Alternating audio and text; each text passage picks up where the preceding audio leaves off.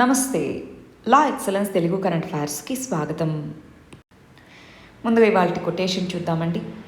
Choice, chance, change అంటున్నారు. మనకు chance వచ్చినప్పుడు మనం ఆ చాయిస్ని ఎంచుకోగలగాలి. అది మన లైఫ్కి చేంజ్ తీసుకొని రాగలగాలి. మనకు తెలుస్తూ ఉంటుంది ఇది ఒక ఆపర్చునిటీ, ఇది ఒక చాయిస్ నాకు ఉంది అని. కానీ మనం ఆ చిన్న స్టెప్ తీసుకోలేం. అక్కడ మనం ఆ లైఫ్ యొక్క ఛాన్సెస్ని కోల్పోతూ ఉంటాం. మనం అనుకున్న దానికి మనం చేస్తున్నది కరెక్టే అని మనం బిలీవ్ చేసినప్పుడు, ఫర్ ఎగ్జాంపుల్ మీరు ఎగ్జామ్కి ప్రిపేర్ అవుతున్నారు, దానికి సంబంధించి మీరంటూ ఒక చాయిస్ తీసుకోవాలి. ఫర్ ఎగ్జాంపుల్ 1 year గ్యాప్ తీసుకొని రాయాలి, లేదా ఇయరే రాయాలి, లేదా ఈ ఆప్షనల్ తీసుకోవాలి. ఇట్లాంటి డెసిషన్స్, చాయిస్ అనేది ఉంటుంది మన దగ్గర. కానీ అక్కడ ఏది మనకి అప్రాప్రియేట్, మనకి ఆ ఛాన్స్ ఒకటి వస్తుంది, దాన్ని ఎన్నుకునేటప్పుడు దాన్ని కేర్ఫుల్గా తీసుకోగలగాలి. అది మన లైఫ్కి చేంజ్ని తీసుకొని రాగలదు. మన ఫస్ట్ ఇష్యూ గవర్నాన్స్కి సంబంధించి లోక్సభ మరియు రాజ్యసభ రెండూ కూడా ఎలక్టోరల్ లాస్ అమెండ్మెంట్ బిల్ అనే దాన్ని పాస్ చేయడం జరిగింది. అసలేంటి ఎలక్షన్ లాస్ అమెండ్మెంట్ బిల్ అంటే ఏంటి? మనకి రిప్రజెంటేషన్ ఆఫ్ పీపుల్స్ చట్టము, ఆర్పిఏ అని అంటాము. ఈ ఆర్పిఏ చట్టం అనేది ఎలక్షన్స్కి సంబంధించినటువంటి రూల్స్, కాండక్ట్ ఎలా ఉండాలి, ఎలక్షన్స్కి సంబంధించిన election conduct, election commission of India ఎలా చేయాలి, ఈ rules, voter ID card, VID అంటారు, ఓటర్ ఐడి కార్డు. సో వాటన్నిటికీ సంబంధించిన ప్రొవిజన్స్ ఇందులోనే ఉంటాయి. మరి రీసెంట్ అమెండ్మెంట్ బిల్ అనేది ఆర్పిఏలో ఈ ఓటర్ ఐడికి ఆధార్ లింకేజ్ అనే దాన్ని జతపరచాలి అని చెప్పారు. కాకపోతే దాన్ని మ్యాండేటరీ అని కాకుండా వాలంటరీ లింకేజ్ అని చెప్పడం జరిగింది.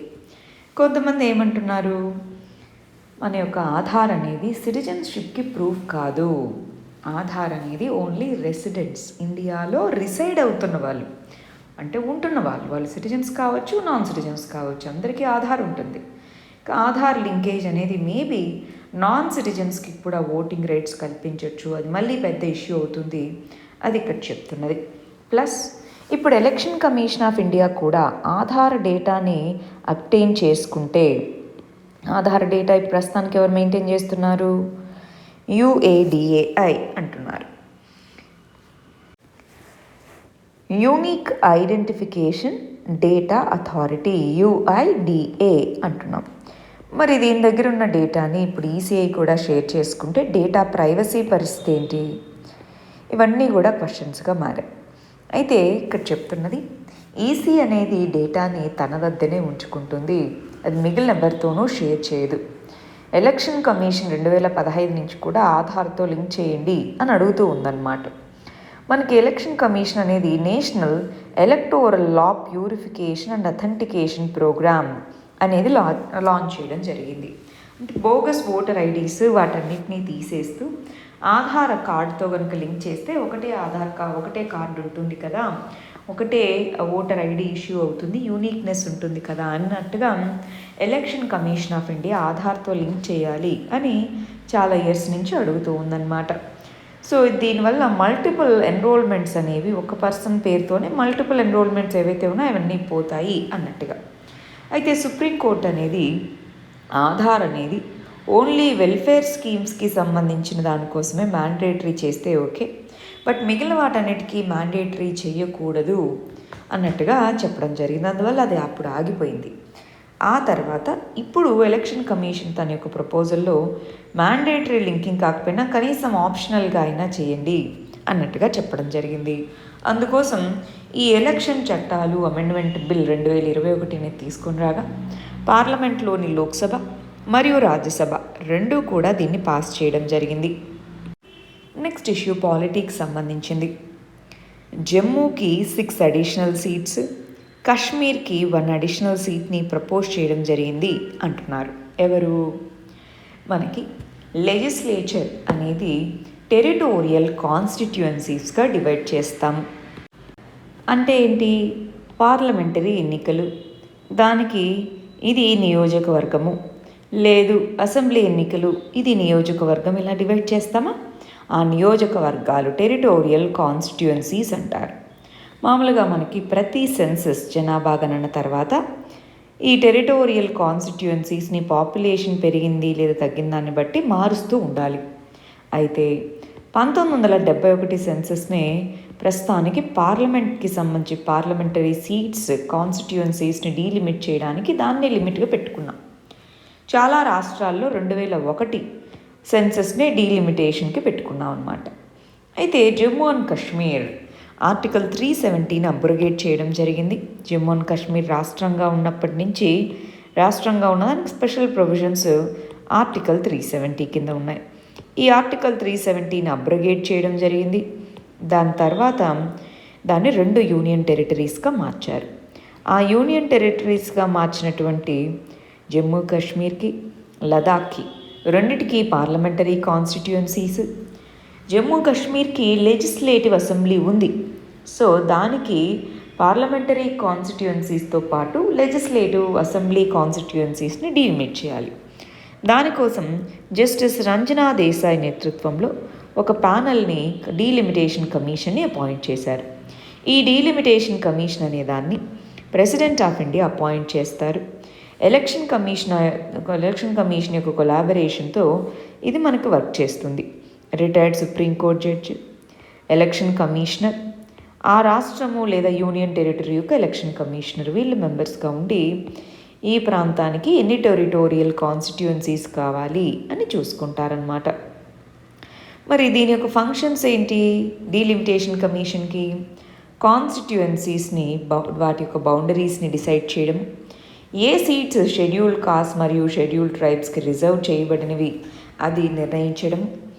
ఒకవేళ ఈ నిర్ణయాల్లో ఏదైనా డిఫరెన్స్ అనేటటువంటిది ఉంటే మెజారిటీ పీపుల్ ఏది ఓకే అంటే అదే జరుగుతుంది. డీలిమిటేషన్ కమిషన్ అనేది ఇండియాలో హై పవర్ బాడీ.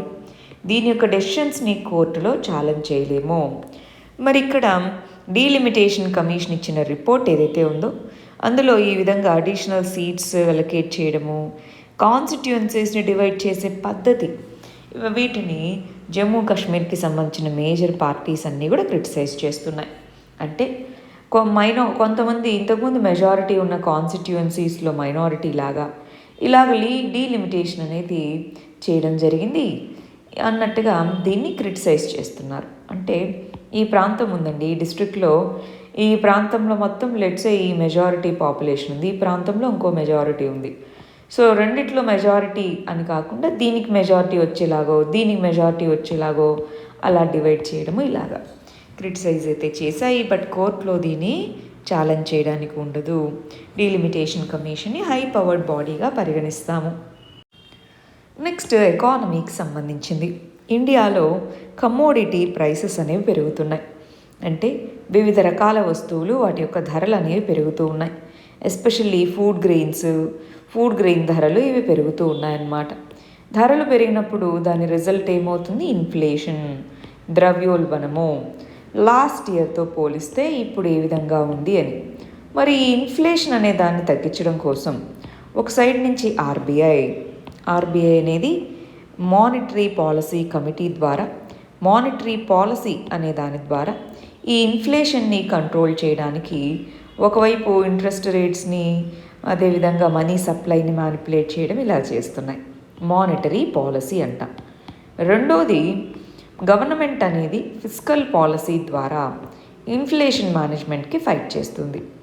మరి ఇవి రెండూ కాకుండా సెబీ లాంటి సంస్థలు ఏం చేస్తాయి మరి ఇన్ఫ్లేషన్ని టార్గెట్ చేయడానికి? సెబీ అంటే securities exchange board of India, securities exchange board of India అంటాం. సెబీ అనే దాంట్లో కమోడిటీ మార్కెట్స్ అనేవి ఉంటాయి. ఆ కమోడిటీ మార్కెట్స్లో ఏం చేయొచ్చు? ఫ్యూచర్స్ మార్కెట్ అని అంటారు. అంటే దాని మీనింగ్ ఈ వస్తువుని ఈ టైంకి ఇంత ధరకి కొనుక్కుంటాను అని కొన్ని నెలల ముందే కాంట్రాక్ట్ చేసుకొని ఆ కాంట్రాక్ట్స్ అమ్ముతూ ఉంటారు. ఆ కమోడిటీ మార్కెట్స్లో ఫ్యూచర్ కాంట్రాక్ట్స్ ఏవైతే ఉన్నాయో ఫ్యూచర్స్ అంటారు. ఆ బాండ్స్ని ఫ్యూచర్స్ అంటారు. ఆ ఫ్యూచర్స్ ఏవైతే ఉన్నాయో వాటిని 1 year పాటు ఎస్పెషలీ ఫుడ్ క్రాప్స్, ఇక్కడ చెప్పినటువంటి ఫుడ్ క్రాప్స్కి సంబంధించినటువంటి ఫ్యూచర్స్ని టెంపరీగా స్టాప్ చేయడం జరిగింది. ఎందుకని? ఇక్కడ స్పెక్యులేషన్ ఉంటుంది. ఇవి ఫ్యూచర్స్ని బాండ్స్ని కొనుక్కుంటూ అమ్ముకుంటూ ఉంటారు. దీనివల్ల ఇంకా ప్రైసెస్ పెరిగే అవకాశం ఉంది. అందుకోసం దీన్ని టెంపరరీగా 1 ఇయర్ పాటు ఈ ఫ్యూచర్స్ మార్కెట్లో మేజర్ అగ్రికల్చరల్ కమోడిటీస్ని ట్రేడ్ చేయకుండా టెంపరరీగా బ్యాన్ అనే దాన్ని హాల్ట్ అనేది చేయడం జరిగింది. ఆ ప్రాసెస్ని ఆల్రెడీ ఇప్పటివరకు జరిగిన ఫ్యూచర్ మార్కెట్ అగ్రిమెంట్స్ అవన్నీ వ్యాలిడే. ఫ్యూచర్లో కొత్తగా రాబోయే వాటిని ముందుకు తీసుకెళ్లకుండా ఈ విధంగా ఈ మార్కెట్ని రెగ్యులేట్ చేయడం అన్నమాట. దీనివల్ల ఇన్ఫ్లేషన్ అనేది కంట్రోల్ చేయొచ్చు అన్న దానికోసం ఈ మెజర్ని తీసుకోవడం జరిగింది. నెక్స్ట్ ఇష్యూ ఇంటర్నేషనల్ రిలేషన్స్కి సంబంధించింది. ఇండియా శ్రీలంక మధ్యలో మరి ఎన్నో సంవత్సరాలుగా కల్చరల్ హిస్టారికల్ లింకేజెస్ ఉన్నప్పటికీ కొన్ని సమస్యలు కూడా ఉన్నాయి. వాటిలో ఫిషర్మెన్ ఇష్యూ అనేది ఒకటి. అసలు ఈ ఫిషర్మెన్ ఇష్యూ అంటే ఏంటి? ఇండియా శ్రీలంక మధ్యలో ఉండేటటువంటి ఈ ఫిషర్మెన్ ఇష్యూ ఏంటి? మరి ఇది ఎందుకు ప్రతిసారి ఒక పెద్ద పొలిటికల్ ఇష్యూ అవుతుంది? ఇది ఒకసారి గమనిద్దామండి. సరే, మరి ఇండియా మరియు శ్రీలంక మధ్యలో ఈ మ్యారిటైమ్ జోన్ ఏదైతే ఉందో అది చాలా నారో ఏరియా. ఇక్కడ ఉన్నటువంటి పాక్ స్ట్రెయిట్ రీజన్ అయితే కొన్ని చోట్ల కొన్ని ఫ్యూ కిలోమీటర్స్ మరి డిస్టెన్స్ అనేది ఉంది రెండిటికి మధ్య. ఇక్కడ ఇండియా మరియు శ్రీలంక మధ్యలో ఉండేటటువంటి ఈ బౌండరీ లైన్ ఉందా, దీన్ని ఇంటర్నేషనల్ మ్యారిటైమ్ బౌండరీ లైన్ అని పిలుస్తారు. ఇంటర్నేషనల్ మ్యారిటైమ్ బౌండరీ లైన్ అని దీన్ని పిలుస్తారు. మరి ఇక్కడ ఉన్నటువంటి ఫిషర్మెన్ అంటే ఇండియా సైడ్ ఉన్నటువంటి ఫిషర్మెన్ ఇటు సైడ్కు క్రాస్ అయ్యి ఇక్కడ ఫిషింగ్ చేయడం, ఎస్పెషల్గా పాక్ స్ట్రెయిట్ మరియు పాక్ బే ఈ ప్రాంతాల్లో మరి ఇండియన్ ఫిషర్మెన్ ఇటు సైడ్ నుంచి వెళ్ళి శ్రీలంకన్ వాటర్లో ఫిషింగ్ చేయడం, అక్కడ శ్రీలంకన్ నేవీ వాళ్ళని అరెస్ట్ చేయడము, ఇది ఇప్పుడు ఇష్యూగా మారింది. కొన్నిసార్లు వాళ్ళు చనిపోవడం కూడా అన్నమాట. అయితే ఇక్కడ అసలు కాన్ఫ్లిక్ట్ ఎలా స్టార్ట్ అయింది ఏంటో చూద్దాం. మనకి ఈ నార్త్ సైడ్ శ్రీలంకకి నార్త్ సైడ్ ఏదైతే ఉందో పాక్ స్ట్రెయిట్ పాక్ బే ఈ ప్రాంతం ఉందా, ఈ ప్రాంతంలో ఈ చిన్న పెనిన్సులా రీజన్, దీన్ని జాఫ్నా పెనిన్సులా అంటారు.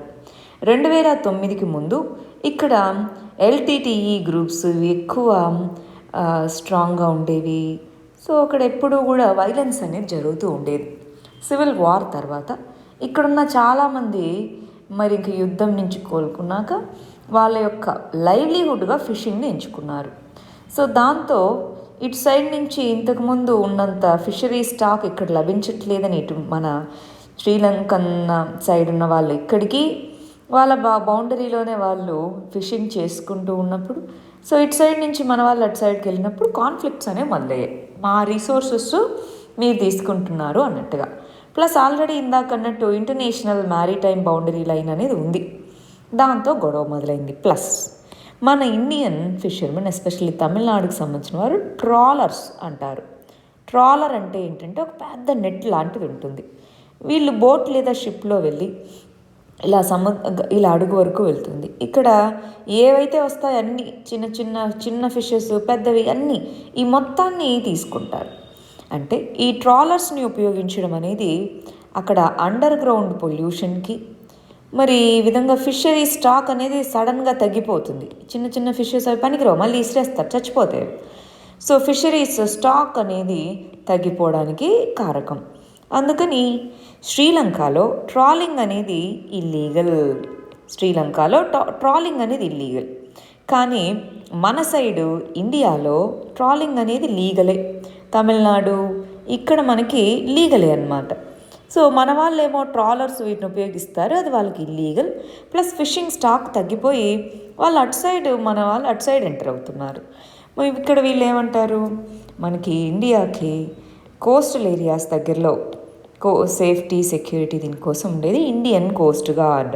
మరి ఇండియన్ కోస్ట్ గార్డ్ ఏం చేస్తున్నారు, వీళ్ళు ఇంటర్నేషనల్ మ్యారిటైమ్ బౌండరీ దాటి వెళ్తుంటే, అది ఇప్పుడు క్వశ్చన్. రెండోది, శ్రీలంకన్ నేవీ అనేది చాలా హార్ష్గా బిహేవ్ చేస్తుంది, చంపేస్తుంది కూడా ఇలాగా అని అంటున్నారు. సో ఇలాంటి కంటెక్స్లో సొల్యూషన్ ఏంటి? సస్టైనబుల్గా ఫిషరీస్ని డెవలప్ చేయడము. ఇక్కడున్న ఇక్కడ చాలా పొలిటికల్ ఇష్యూ. ఎందుకని? ఫిషింగ్ కమ్యూనిటీ అనేది comparatively one of the poorest community. Boat owners వీళ్ళు రిచ్ అవ్వచ్చు, కానీ ఈ డైలీ వేజ్ కోసం ఫిషింగ్ కోసం వెళ్ళే వీళ్ళంతా పూర్ కమ్యూనిటీ. సో ఈ కంటెక్స్లో వాళ్ళ రైట్స్, వాళ్ళ లైవ్లీహుడ్ రైట్ని ప్రొటెక్ట్ చేయాలి. ఆల్టర్నేటివ్ లైవ్లీహుడ్స్ చూడడము, సస్టైనబుల్ ఫిషరీస్ ఉండడము, రెండు దేశాలకి సంబంధించిన వాళ్ళతో కలిపి ఒక జాయింట్ కమిటీని నిర్మించడము, ఇలాంటివన్నీ సొల్యూషన్స్గా పెట్టుకోవాలి. నెక్స్ట్ ఇష్యూ ఇంటర్నేషనల్ రిలేషన్స్కి సంబంధించి రీసెంట్గా 3వ ఇండియా సెంట్రల్ ఏషియా డైలాగ్ అనేది ఇండియాలో జరగడం జరిగింది. ఈ కంటెక్స్లో ఇండియా మరియు ఈ మధ్య ఆసియా దేశాల మధ్య ఏ విధంగా కోఆపరేషన్ పెంచుకోవాలి, ఆ డిస్కషన్తో పాటు ఆఫ్ఘనిస్తాన్ అనే దాని యొక్క అసలు దాంట్లో ఉండే సెక్యూరిటీ కానివ్వండి, ఈ ఆస్పెక్ట్స్ ఏంటి, ఆఫ్ఘనిస్తాన్లో ఎకనామిక్ కొలాప్స్ అనేది జరుగుతుంది, మరి ఆఫ్ఘనిస్తాన్కి ఎయిడ్ అనేది ఏ విధంగా అందించాలి, ఈ విషయాల గురించి డిస్కస్ చేసుకోవడం జరిగింది. ఇక్కడ మనకు కనిపిస్తున్న ఈ రెడ్ కలర్ పాత్ ఉందా, ఇదంతా కూడా ఇంటర్నేషనల్ నార్త్ సౌత్ కారిడార్ అంటారు. International north south transport corridor అని అంటామన్నమాట. సో మామూలుగా ఈ రష్యాలోని సెయింట్ పీటర్బర్గ్స్ నుంచి ఇండియాని రీచ్ అవ్వాలంటే Baltic Sea, North Sea, Mediterranean Sea గుండా రెడ్ సీ, అరేబియన్ సీ ఇలా రావాలి. ఇప్పుడు అలా కాకుండా డైరెక్ట్గా ఈ రూట్ అనేది ఫాలో అవ్వచ్చు కదా, దానికోసం ఈ విధమైన ఇన్ఫ్రాస్ట్రక్చరల్ ప్రాజెక్టు, దీనికి సెంట్రల్ ఏషియన్ దేశాలు అనేది ఇంపార్టెంట్. ఇక్కడ చాబహార్ పోర్ట్ అనేది ఇరాన్లో ఆల్టర్నేటివ్గా డెవలప్ చేస్తున్నాము.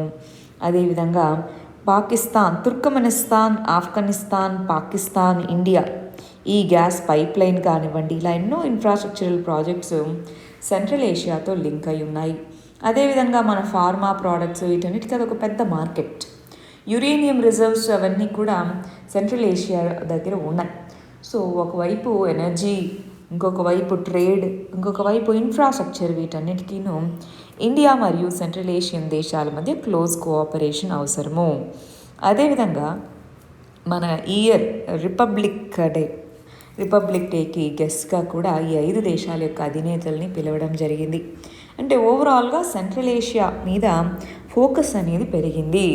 ఎస్పెషల్లీ ఇప్పుడున్న సిచ్యువేషన్లో ఆఫ్ఘనిస్తాన్, ఇక్కడి నుంచి మనకంటూ మన సెక్యూరిటీ మనకి important.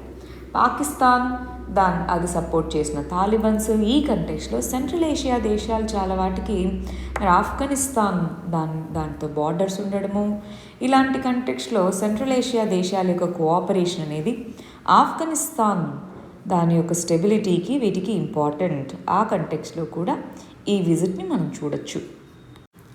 Next issue science and technology మరియు గవర్నెన్స్కి సంబంధించింది. వ్యాక్సిన్స్కి సంబంధించి బూస్టర్స్ అనేవి అవసరమా, మరి బూస్టర్ డోస్ అనేది తీసుకోవాలి అంటున్నారు కదా, అది అవసరమా అని 2 రకాల ఆర్టికల్స్ ఉన్నాయండి. ఇక్కడ వ్యాక్సిన్ బూస్టర్స్ తీసుకోవాలి అనేది ప్రస్తుతానికి టాక్ మాత్రమే, ఎవిడెన్స్ ఏది, అది ఎవిడెన్స్ ఉంటేనే తీసుకోవాలని కొంతమంది, మరి ఒమిక్రాన్ కేసెస్ పెరగకుండా ముందుగానే బూస్టర్ షాట్ తీసేసుకోవాలి అని ఇంకొంతమంది అంటున్నారు. అయితే మనం ఇక్కడ చూస్తే మన యొక్క ఓవరాల్గా మనం ఫస్ట్ వేవ్ సెకండ్ వేవ్లో చూస్తే సెకండ్ వేవ్లో మనం ఎక్కువ ఇంపాక్ట్ అయ్యాం ఫస్ట్ వేవ్ కంటే. మిగిలిన దేశాలు ఫస్ట్ వేవ్లో ఎక్కువ ఇంపాక్ట్ అయ్యాయి. అంటే మనకి ఆ డిఫరెన్సెస్ అనేవి ఉన్నాయి. So disease to disease differences ఉన్నాయి, జనరల్ పబ్లిక్ యొక్క రెసిస్టెన్స్లో డిఫరెన్సెస్ ఉంది. సో డిఫరెంట్ ఎక్స్పీరియన్సెస్, ఒక్కొక్క వేరియంట్ కొంతమంది మీద ఎక్కువ ఇంపాక్ట్ చూపిస్తుంది. మన మీద డెల్టా వేరియంట్ ఎక్కువ ఇంపాక్ట్ చూపించింది. సో ఇప్పుడు ఈ వేరియంట్ యొక్క ఇంపాక్ట్ ఏముంటుంది, ఇవన్నీ చూడాలి. జనరల్ పాపులేషన్ బేస్డ్, మన లోకల్ పాపులేషన్ మీద ఎలాంటి ఇంపాక్ట్ ఉందనే దాన్ని బట్టి, లోకల్ కంటెక్స్ని బట్టి మనం నిర్ణయం తీసుకోవాలి. యుఎస్ఏలో, యూరోపియన్ యూనియన్లో వీటిలో ఫాలో అవుతున్నారని కాకుండా లోకల్ దీని మీద బేస్ చేసుకొని మన నిర్ణయం ఉండాలి. అది ఇక్కడ చెప్తున్నటువంటిది. నెక్స్ట్ ఇష్యూ పాలిటిక్స్ సంబంధించింది. రీసెంట్గా ఫెడరలిజం అనే దాని మీద సస్టైన్డ్ అటాక్ జరుగుతుంది. ఎస్పెషల్లీ ఫిస్కల్ ఫెడరలిజం అంటున్నారు. అంటే ఇండియాలో సమాఖ్య విధానం ఫెడరలిజం అనేది ఉంది. మరి ఆ ఫెడరల్ ప్రిన్సిపల్స్కి కొన్ని కన్సర్న్స్ ఉన్నాయి అంటున్నారు. ఏమేంటి ఎగ్జాంపుల్స్ ఇంపార్టెంట్ అండి. ఇంతకుముందు ఛాలెంజెస్ ఆఫ్ ఫెడరలిజం అంటారు.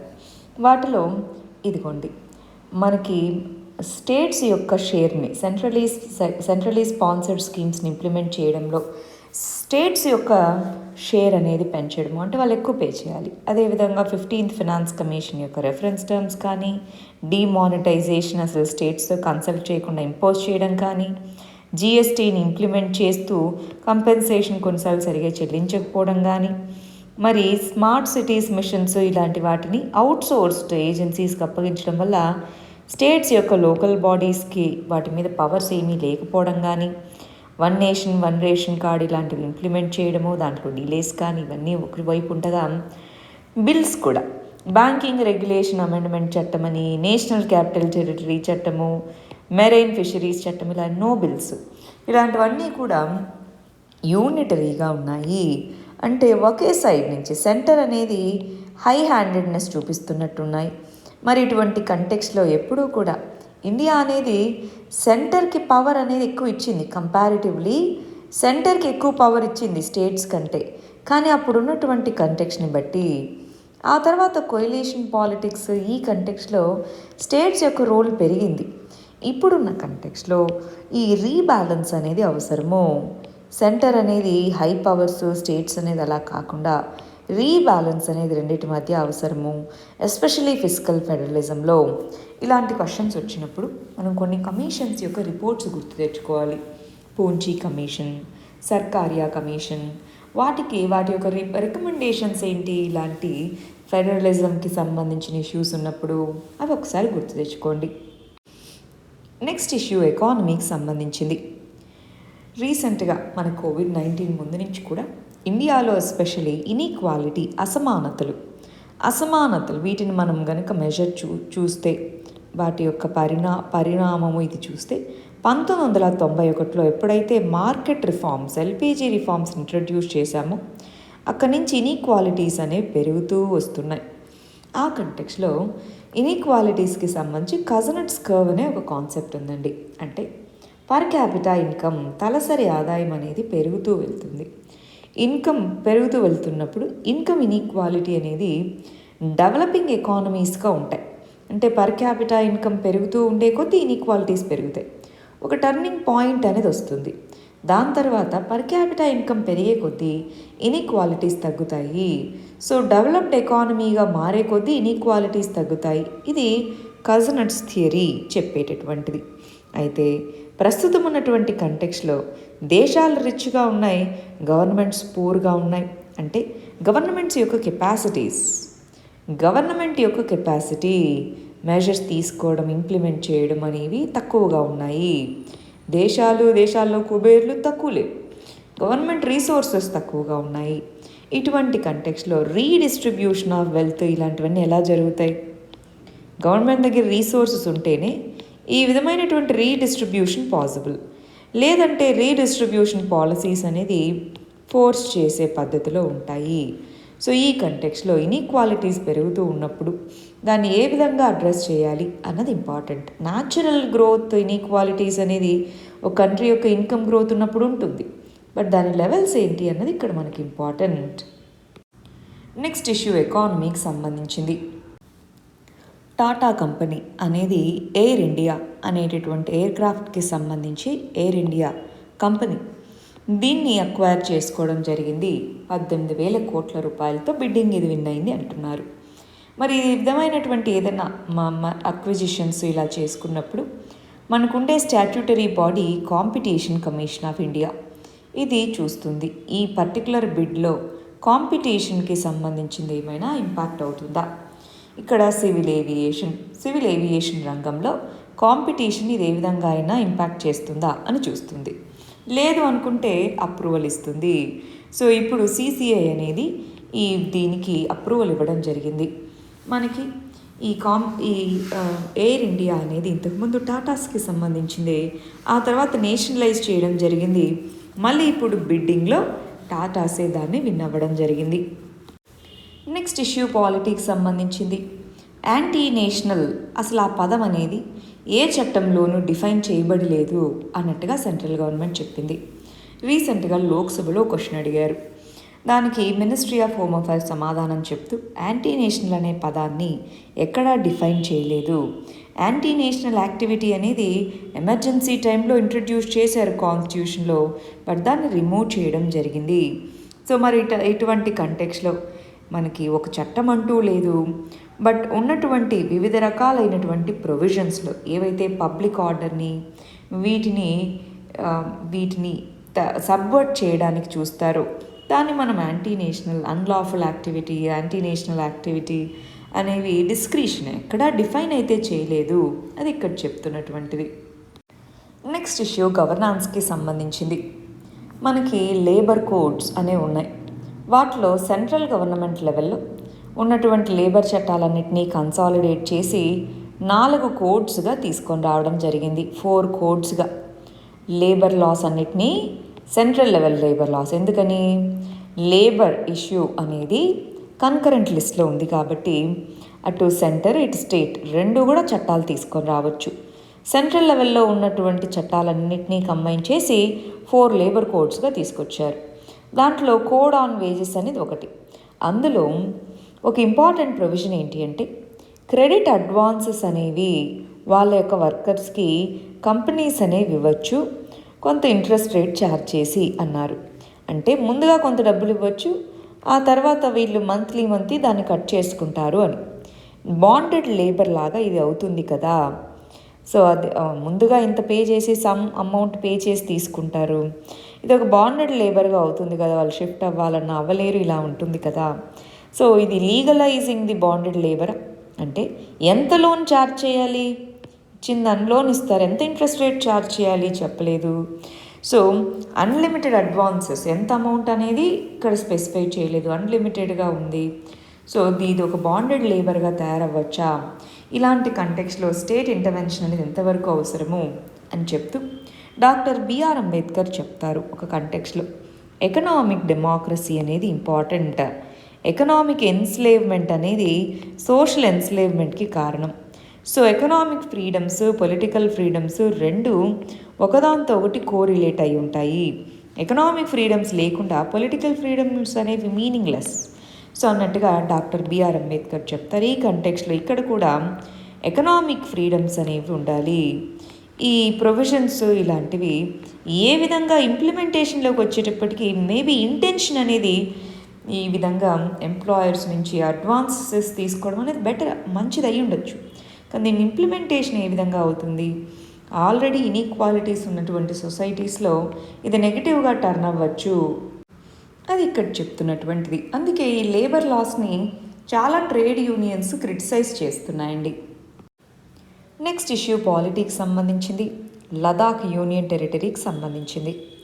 మనకి 2019లో ఆర్టికల్ 370 అనే దాన్ని అబ్రిగేట్ చేస్తూ అప్పుడున్నటువంటి జమ్మూ అండ్ కాశ్మీర్ అనేటటువంటి రాష్ట్రాన్ని 2 యూనియన్ టెరిటరీస్గా డివైడ్ చేయడం జరిగింది.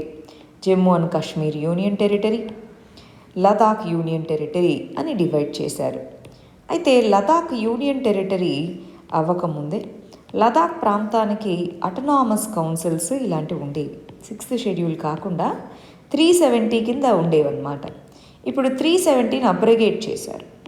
ఇలాంటి కంటెక్స్లో లదాఖ్ అనేది మమ్మల్ని 6th షెడ్యూల్లో యాడ్ చేయండి, 6th షెడ్యూల్లో షెడ్యూల్ ట్రైబ్కి ఉండే ప్రొటెక్షన్స్ కావాలి, ఫుల్ స్టేట్హుడ్ అనేది కంప్లీట్గా ఇప్పుడు యూనియన్ టెరిటరీ ఉంది, స్టేట్హుడ్ అనేది కావాలి, వేకన్సీస్ ఉన్నాయి, ఆ వేకన్సీస్ని ఫిల్ చేయగలగాలి, పార్లమెంటరీ సీట్స్ని పెంచాలి. ఇలాంటి డిమాండ్స్తో యూనియన్ టెరిటరీలు రీసెంట్గా ప్రొటెస్ట్లు చేశారు.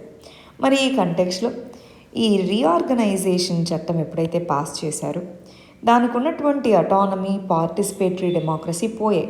మనం చూస్తే రీఆర్గనైజేషన్ అప్పుడు జమ్మూ అండ్ కాశ్మీర్ పార్ట్ నుంచి స్టేట్లో, ఇప్పుడు జమ్మూ కాశ్మీర్ యూనియన్ టెరిటరీలో ఈ పార్ట్ నుంచి ఎక్కువ రెసిస్టెన్స్ వచ్చింది లదాఖ్తో పోలిస్తే. కానీ ఇప్పుడు 2 years తర్వాత లదాఖ్లోనూ అంతకుముందు ఉన్నటువంటి డెమోక్రటిక్ సిస్టమ్స్, పార్టిసిపేటరీ గవర్నెన్స్ అనేది తక్కువగా ఉంది. ఎందుకు? యూనియన్ టెరిటరీ అంటే సెంట్రల్ గవర్నమెంట్ యొక్క రోల్ ఎక్కువగా ఉంటుంది, అవునా? యూనియన్ పేర్లోనే ఉంది. సో సెంట్రల్ గవర్నమెంట్ యొక్క రోల్ అనేది ఎక్కువగా ఉంటుంది. ఇంతకుముందు ఉన్నటువంటి పార్టిసిపేటరీ గవర్నెన్స్ సిస్టమ్స్ వీక్ అయిపోయినాయి, అవి లేవు ఇప్పుడు. సో అందువల్ల 6th షెడ్యూల్ కావాలి, స్టేట్హుడ్ కావాలి, అటానమీ కావాలి, వేకెన్సీస్ కావాలన్నది ఇప్పుడు అడుగుతున్నటువంటి డిమాండ్. నెక్స్ట్ ఇష్యూ గవర్నాన్స్కి సంబంధించింది. World press freedom index. ఇందులో 180 దేశాలకు గాను ఇండియాకి 142వ ర్యాంక్ అనేది రావడం జరిగింది. ఇది ఎవరు రిలీజ్ చేస్తారు? యాన్యువల్గా ఒక ఎన్జిఓ, రిపోర్టర్స్ వితౌట్ బార్డర్స్. ఈ ఎన్జిఓ అనేది ఎవ్రీ ఇయర్ మనకి ర్యాంకింగ్ని రిలీజ్ చేస్తుంది. అయితే దీనికి సంబంధించి వాళ్ళు అడాప్ట్ చేసుకుంటున్న మెథడాలజీ అనేది మరి ప్రాపర్గా లేదు. ఇండియాలో కాన్స్టిట్యూషనల్ రైట్స్లో ఆర్టికల్ 19(1) అనేది freedom of speech and expression. అందులో ఫ్రీడమ్ ఆఫ్ ప్రెస్ని ప్రమోట్ చేస్తుంది. సో ఈ విధమైనటువంటి ర్యాంకింగ్ ఇండియాకి ఇవ్వడం అనేది అన్యాక్సెప్టబుల్. సో ఆ ర్యాంక్, ఆ క్రైటీరియాతో మేము యాక్సెప్ట్ చేయట్లేదు అన్నట్టుగా ministry of information and broadcast చెప్పడం జరిగింది. వాళ్ళు తీసుకునే శాంపుల్ సైజ్ కానీ, వాళ్ళు వివిధ పారామీటర్స్కి ఇచ్చే వెయిటేజ్ కానీ ప్రాపర్గా లేదు. అది ఇక్కడ వాళ్ళు చెప్తున్నటువంటిది. నెక్స్ట్ ఇష్యూ ఇంటర్నేషనల్ రిలేషన్స్కి సంబంధించింది. మనకి రీసెంట్గా యుఎస్ఏ అనేది చైనా మీద శాంక్షన్స్ని విధించింది. దేనికోసం? ఈ జిన్జియాంగ్ అనే ప్రావిన్స్ వెస్ట్రన్ సైడ్ ఉంటుంది చైనాకి. దీంట్లో ఉయ్గుర్ అనేటటువంటి ముస్లిం మెజారిటీ ఉంటారు. సో ఈ ఉయ్గుర్ అనే కమ్యూనిటీ మీద అట్రాసిటీస్ జరుగుతున్నాయి, హ్యూమన్ రైట్స్ వైలేషన్స్ జరుగుతున్నాయి అని చెప్పి ఈ ప్రావిన్స్లో ఆపరేట్ చేసేటటువంటి కొన్ని ఫార్మా కంపెనీస్ ఈ ప్రావిన్స్లోంచి ఇంపోర్ట్ చేసుకునే కాటన్ మీద శాంక్షన్స్ విధించడం జరిగింది యుఎస్ఏ. చైనా, మీరు శాంక్షన్స్ విధిస్తే మేము రిటాలియేటరీ శాంక్షన్స్ విధిస్తాము అని జిన్జియాంగ్ ప్రావిన్స్ మీద వేసిన శాంక్షన్స్ను విధించినటువంటి ఈ ఇంటర్నేషనల్ రిలీజియస్ ఫ్రీడమ్ ఆర్గనైజేషన్ ఏదైతే ఉందో దానికి US governments commission on international religious freedom దానికి సంబంధించిన రిప్రజెంటేటివ్స్ వాళ్ళ యొక్క అసెట్స్ వాటన్నిటినీ ఫ్రీజ్ చేస్తూ శాంక్షన్స్ మళ్ళీ తిరిగి ఇంపోజ్ చేసింది. అంటే చైనా మీద యుఎస్ఏ మీద చైనా శాంక్షన్స్ ఈ ఉయ్గుర్ కేసులో ఇంపోజ్ చేసుకోవడం జరిగింది. నెక్స్ట్ ఇష్యూ ఎకానమీకి సంబంధించింది. గవర్నమెంట్ అనేది రిఫైన్డ్ పామ్ ఆయిల్ దాని మీద వేస్తున్నటువంటి ఇంపోర్ట్ డ్యూటీని 12.5% తగ్గించడం జరిగింది. 17.5 ఉండేది, దాన్ని 12.5%. ఎందుకని? పామ్ ఆయిల్ అనేది ఎడిబుల్ ఆయిల్, వంట నూనెగా రకరకాల ఇండస్ట్రీలోనూ వీటన్నిటిలోనూ ఉపయోగిస్తారు. మరి దీని యొక్క ధరలు అనేవి పెరిగాయి. మరి ఫుడ్ ప్రైసెస్, ఆయిల్ ధరలు పెరిగాయి అంటే ఫుడ్ ప్రైసెస్ పెరిగినట్టేనా? అంటే ఇది ఫుడ్ ఇన్ఫ్లేషన్కి దారితీయడము. ప్లస్ దీని ధరలు అనేవి పెరిగినప్పుడు ఒకవైపు ఫుడ్ ఇన్ఫ్లేషన్, రెండో వైపు ఇంపోర్ట్ బిల్ పెరగడము, ఇలాగ ఇష్యూస్ ఉన్నాయి.